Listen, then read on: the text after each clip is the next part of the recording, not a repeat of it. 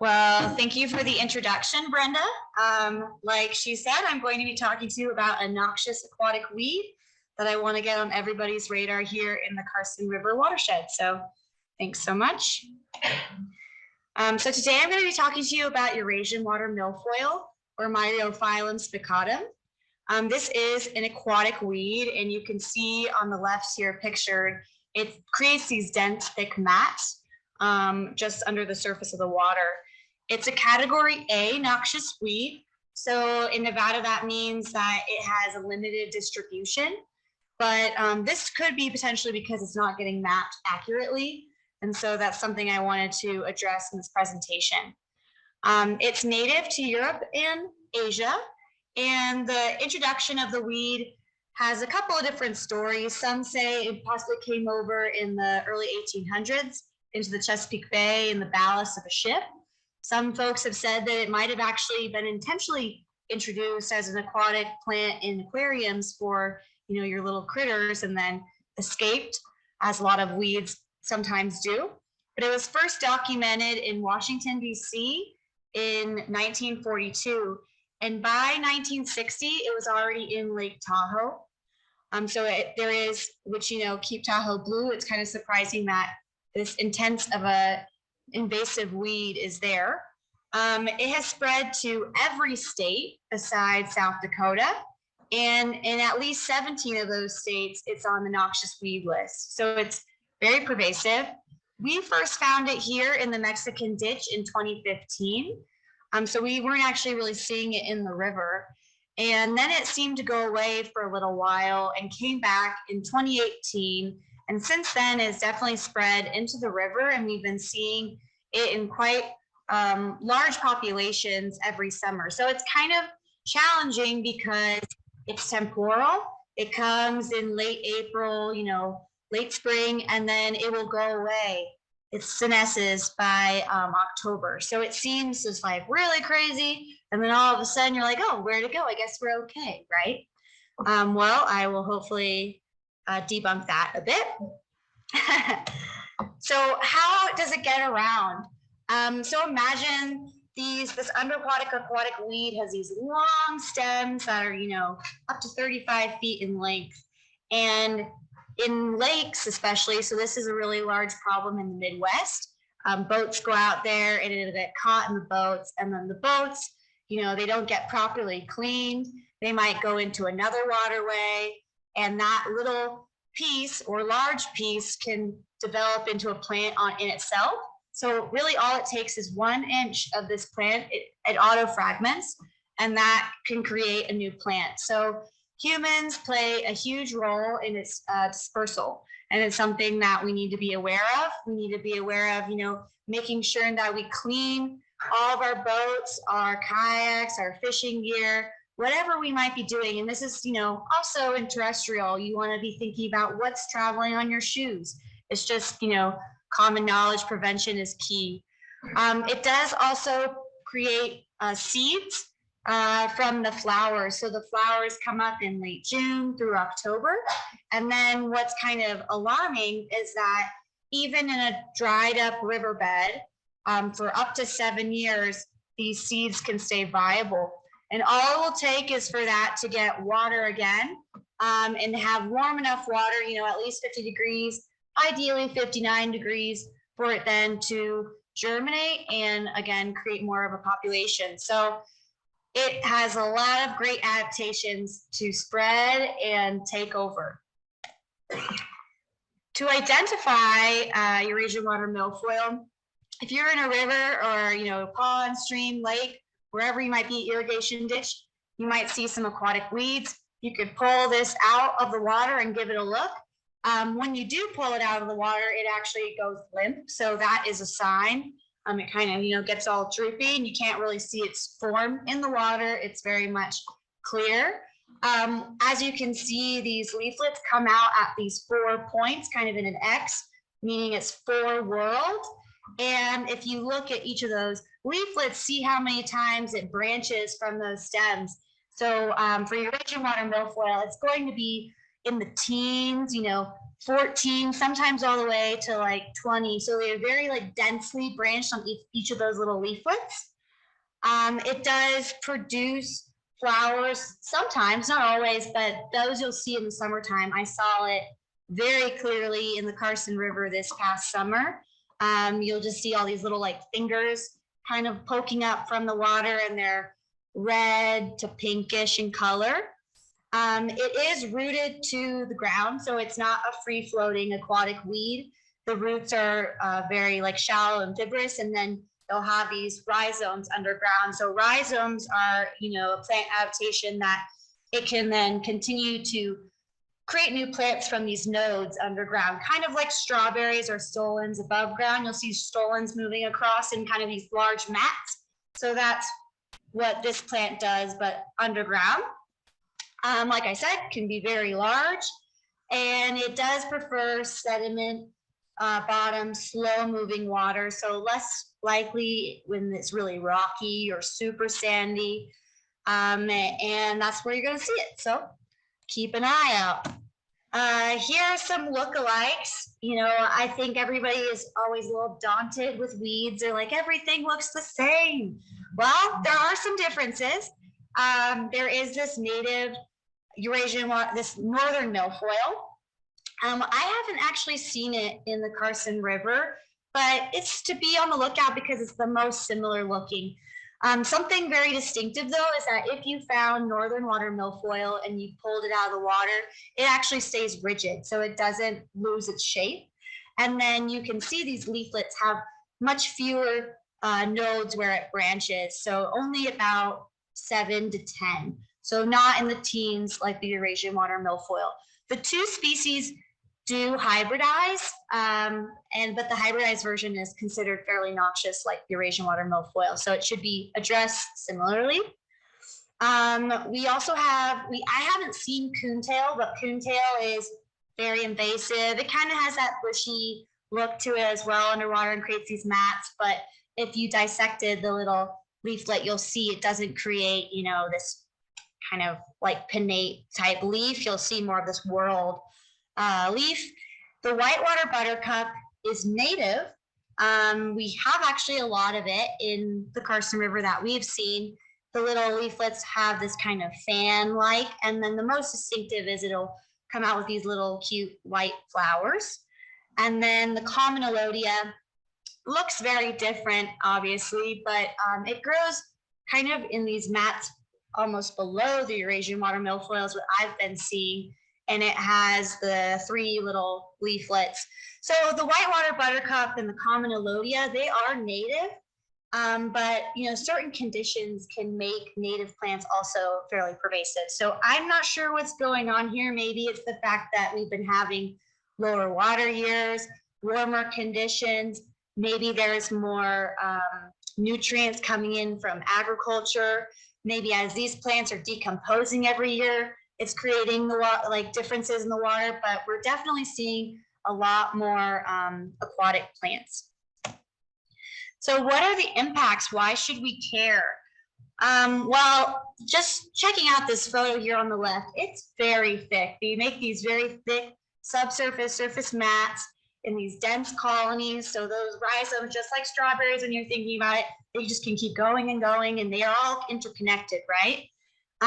Here is a picture on the right of Greg and Jared. We do a summer trash pickup in the river, and this was at the end of June, and you're just wading through these really thick patches of milfoil. And we even saw sometimes like dead fish because you're losing oxygen. It's totally changing the amount of nutrients in the river. And then for recreational activities, if you're in a kayak, if you're fishing, you're not going to really be able to get through it super easily. And it's displacing some important native vegetation as well. So it's a major concern. I'm surprised that we are the only ones that have really been talking about it. Maybe that's the case, but it definitely for you to be thinking about it. So this has been, a challenge. We're like, how can we take care of this? This is what we want to do. You want to control something when you see a problem arise? Well, we've tried a lot of different things, and I'm going to kind of tell you about the challenges. So hand pulling. Many would think, yeah, perfect, get some volunteers out there, pull a bunch of weeds. Whew, that's usually what I do. Unfortunately, like I mentioned, unless you did it perfectly and you got it all the way at the base in the water and you got the roots out, you're likely breaking off little pieces, and then inadvertently you're just actually spreading it. So that is kind of why we say, unless you're gonna do it right, don't do it at all. Then there's this interesting UVC light. So you see this boat here. It was created by Inventive Resources. I believe the scientist is John Pelosio. I might have gotten his name wrong, so excuse me. He is local, and it's really cool. I mean, it's basically like the UV light can burn the milfoil. It sends out down all the light, and it can kind of kill it. But of course, this is very expensive. These boats are specialized, so they have to be, you know, certain size to fit in your waterway. The water has to be deep enough.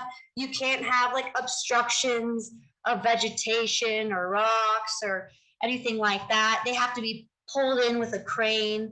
So you think about the river, I'm not really sure if that's super feasible.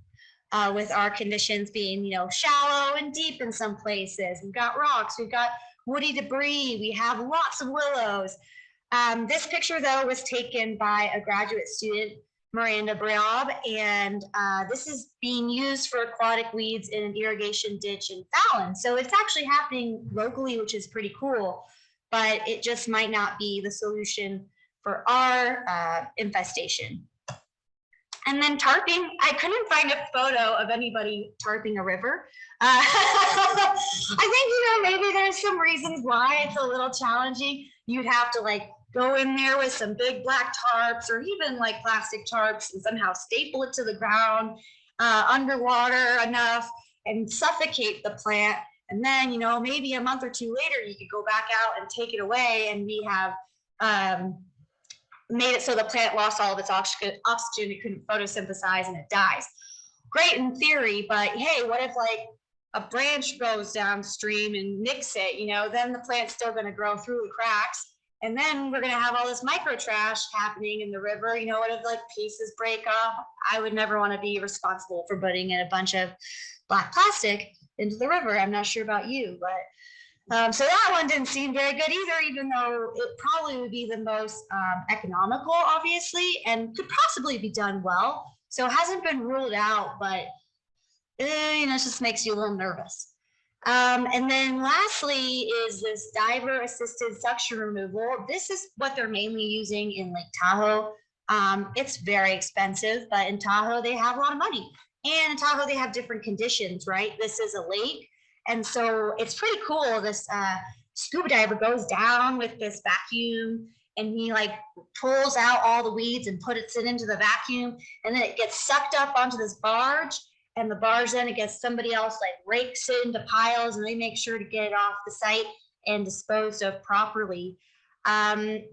It's been very effective, which is great. But in our case, you know, we're not looking at super deep water. Somebody to go in and scuba dive in the Carson River in the summertime, that's a little silly. And then we have a boat that could do this. I don't think so, maybe kayaks, but the kayak is probably like not going to be able to, you'll see, I mean, you've seen all these pictures. Would you really be able to get all that out? Like you have to keep going back and forth. Like it's just challenging. So this again has not been, the best for us. And then the other thing that a lot of people are doing, you know, nationwide is using herbicide.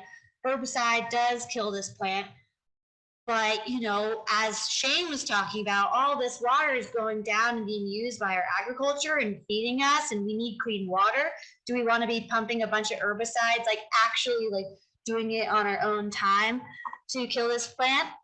Probably not. So we're kind of at loss here. Like, what do? We can't hand pull it. We can't, you know, go down with our diver assisted suction here in the Carson River. So we have started to consider a biocontrol. So if anybody's familiar with biocontrols, it's like you're introducing an animal that, can basically push back the weed, either by eating it or maybe it's a parasite. And so the biocontrol that we're looking into is called the milfoil weevil. It is native to North America, and it's a little beetle, very tiny, about the size of a sesame seed. So we're looking at a really little bug. And again, the goal is not to eliminate the milfoil or eliminate weeds when you use a biocontrol, but it is to push it back to maybe where we would not see the big surface mass. We would get, regular water flow. We'd get more native vegetation, things that are our goals in controlling this plant. What the beetle does is that when it's on the plant, it just loves to just eat it, right? So it burrows in, it'll lay its larva in the stems, and then it just eats all the little leaves and stems until eventually it dies, the plant dies, and it sinks to the bottom and it decomposes, or maybe you remove it. And it produces really quickly. So after a few weeks time, it makes babies, and then those babies grow up, and then they make babies. So you get about 5 to 6 generations in the course of a summer, ideally. And then those that are the survivors then go to shore and they hang out in the litter over winter when the milfoil is not really in the water, and they are also kind of in that hibernation mode.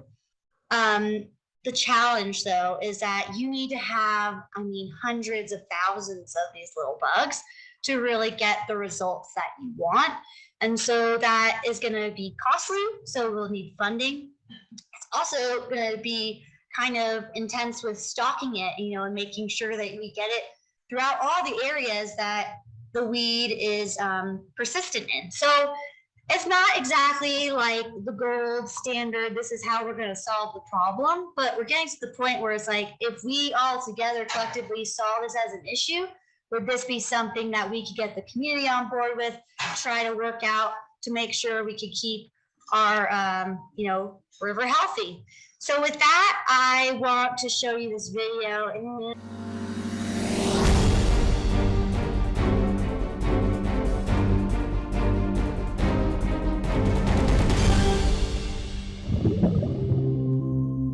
Eurasian watermilfoil is a nasty weed choking thousands of North American lakes.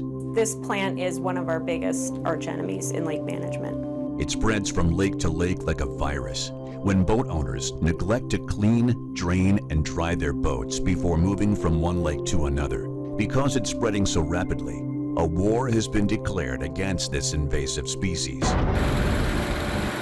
In some lakes, heavy artillery grinds the weeds to bits.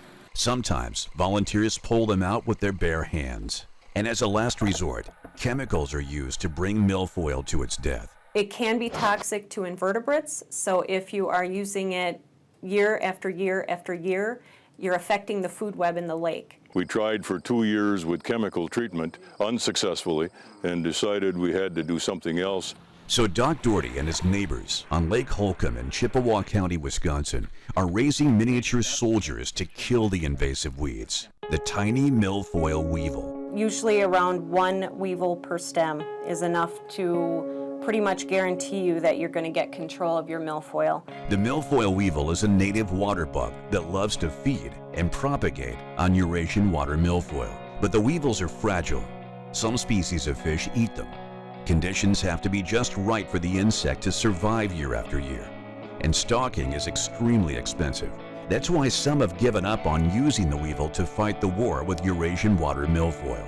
But not Amy Thorstensen, and not the homeowners of Lake Holcomb. With the help of the Wisconsin DNR, Amy is teaching the homeowners how to raise their own weevils and to carefully plant them in their lake. They started with just 700 weevils. After a summer of raising and feeding them, the population grew to 7,000, all of which are strategically placed among the lake's existing milfoil. A number of states have stopped funding their research of the milfoil weevil, but the Wisconsin DNR and the residents of Lake Holcomb feel the evidence is too alluring to give up hope. So planting the tiny insects in their lake is a risk they're willing to take in their daily battle against Eurasian water milfoil, just one of the many silent invaders.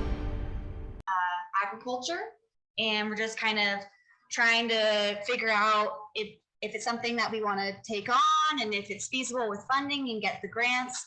But before we get into that, we really do need to have a better idea of where is the Eurasian watermilfoil in our watershed. So here's a photo of EdMaps West on the right. So it's a map of basically folks from Carson City using the app to go out there and map whenever we see Eurasian watermilfoil in the river. And you can see it's very clearly only been, put into the system in Carson City along the river. So even just right there on the border in Douglas County, I would assume is probably there, but it just hasn't been noted.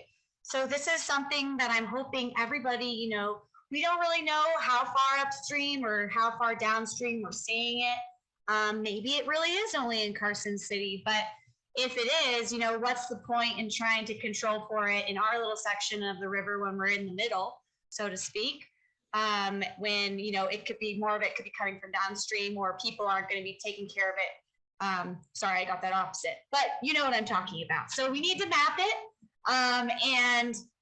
And that's just what I'm hoping to share with you today.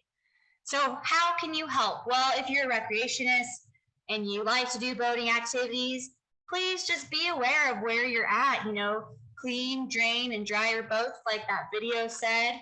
This could be even as small as your kayak or whatever. Just know anytime you're anywhere, this is the major way weeds spread. By people, by people not thinking that they're doing anything wrong and you aren't doing it. Usually it's accidental, but we really need to be more aware.